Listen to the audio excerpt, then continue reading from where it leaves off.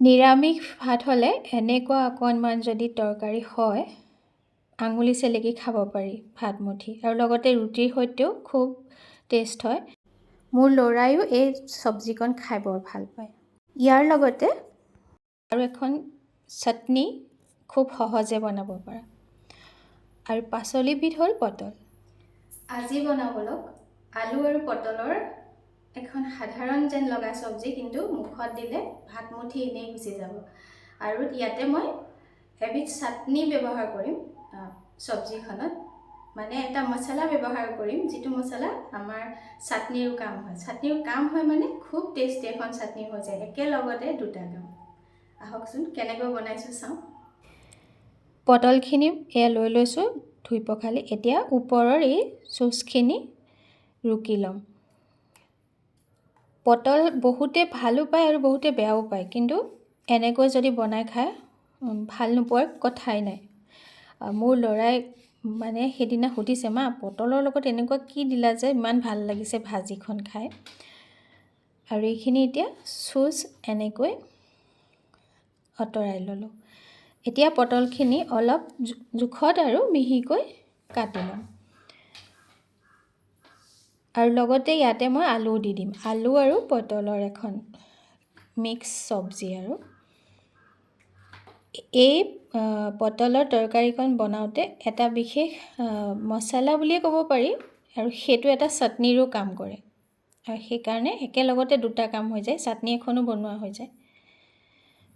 আৰু সেয়ে পটল কাটি ল'লোঁ, অকণমান যিখিনি গুটি ডাঙৰ হৈছিলে আঁতৰাই ল'লোঁ, আৰু আলুটো এনেকৈ টুকুৰা কৰি লৈছোঁ। এতিয়া গোটেই পাচলিখিনি কেৰাহী এখনত এনেকৈ দি দিম। আৰু ইয়াতে মই নিমখ হালধি আৰু অকণমান মাষ্টাৰ্ড অইল দি সানি ল'ম। পানী অকণমান আৰু লগতে দি ল'ম যাতে পটল আৰু বিলাহী মানে সিজাত সহায় হয়। খাইছেনে বাৰু এনেকৈ আপোনালোকে? কমেণ্ট কৰি মোক জনাবলৈ নাপাহৰিব। লাইক কমেণ্ট এটা পালে মই নিশ্চয় অনুপ্ৰাণিত হ'ম। আৰু এতিয়া গেছটো এনেকৈ জ্বলাই কেৰাহীখন তাতে পাতি ঢাকোন মাৰি দিম মিডিয়াম ফ্লেমত। 5 মিনিটমানৰ কাৰণে খুব বেছি সিজি যাব তেনেকৈ। সেই সময়তে চাটনিকণৰ কাৰণে বিশেষকৈ তাৰ পৰাই মছলা তৈয়াৰ কৰিম নহয়। লৈ লৈছোঁ বাদাম, আদা, নহৰু আৰু কেঁচা জলকীয়া। কেঁচা জলকীয়া অকণমান সৰহকৈ লাগে এইকণ চাটনিত। সাধাৰণতে এই চাটনিকণ এনেও বনাই খোৱা হয়, কিন্তু পটলৰ এই চব্জিকণত যদি ইয়াৰে অকণমান দি দিয়া হয় বৰ ভাল লাগে। আৰু বিলাহী এটাও লৈ লৈছোঁ এনেকৈ। পিছে মই ভিডিঅ'টোত ফুটেজটোহে দিয়া, বিলাহীখিনি দিয়া ধৰা নহ'লে দেই। মানে কেতিয়াবা এনেকুৱা হৈ যায় কেমেৰা মানে ধৰা যেন লাগে, ছেফ নহয়।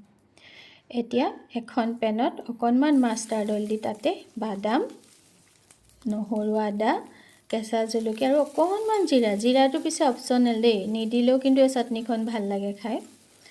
এনেকৈ অকণমান ভাজি ল'লোঁ। এনেকুৱা নহয় যে একদম মুচমুচীয়াকৈ, কেঁচা ভাৱ যোৱালৈকে ভাজি ল'লোঁ। আৰু এইফালে মোৰ এই পটল আৰু আলুখিনি দেখিছেনে সিজিছে। এতিয়া এইখিনি মই জুইৰ পৰা নমাই দিম আৰু তাতে আন এখন পেন এনেকৈ কেৰাহী পাতি ল'লোঁ। আৰু এয়া মছলাখিনিও মানে চাটনিকণ পিচি ল'ম নিমখ আৰু অকণমান নেমু চেপি দি, পানী দিয়া নাই কিন্তু। তাৰপিছত কেৰাহীত মাষ্টাৰ্ড অইল দিলোঁ, দি লৈ 5 ফোৰণ অকণমান ফুটিবলৈ দি শুকান জলকীয়া দুটা দি লৈ তাতে পিঁয়াজ দিলোঁ, দি অলপ সময় ভাজিছোঁ। আৰু এতিয়া এইখিনি পটল আৰু আলুখিনি মই পটেটো মেচাৰ বুলি কয়নে, এটা মেচাৰৰ জৰিয়তে এনেকৈ পিটিকি ল'ম। আপোনালোকৰ যদি বেলেগ কিবা থাকে কৰি ল'ব। আৰু মই বিলাহী দিয়া ফুটেজটো ধৰা নহ'ল বুলি কৈছিলোঁ নহয়, দেখিছেনে? বিলাহী দিয়াৰ পিছত মছলাখিনি ভাজি লৈ সেইটো অৱস্থা হোৱাৰ পিছতে সেই মেছ কৰা মানে পিটিকি লোৱা পটল আৰু আলু ইয়াতে দি দিলোঁ। আৰু এতিয়া ভালকৈ লৰাম। জুইৰ ফ্লেমটো কিন্তু লয়ে আছে। আৰু এটা বিশেষ মছলা দিওঁ মই, সেইটো আপোনালোকৰ কথা নিদিলেও ভাল লাগিব খাবলৈ। মেগীৰ মেজিক মছলা এটা পায়, সেইটো মই দি দিওঁ, খুব সোৱাদ হয়। আৰু দি দিলোঁ, দি লৈ এতিয়া খুব ভালকৈ ঢাকনিখন মাৰি দিয়াৰ পিছত এয়া চাওক মছলাকণ যিকণ চাটনি হিচাপে বনাইছিলোঁ সেইকণ তাৰে এচামুচ মই ইয়াতে দি দিম এতিয়া।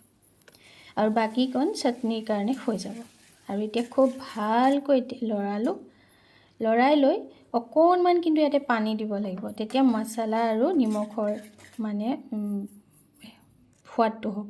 অকণমান সময় ঢাকি দিলোঁ, দিয়াৰ পিছতে এতিয়া এয়া চাওক একেবাৰে কিন্তু গোন্ধ মলমলাই থাকে এইকণ সময়ত, বৰ ভাল লাগে। গৰম ভাতৰ সৈতে যদি এনেকুৱা অকণমান চব্জি হয় আৰু চাটনি, কি লাগে আৰু নহয়নে?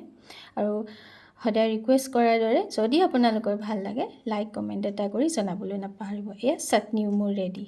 আজিলৈ আহোঁ, বহুত ধন্যবাদ।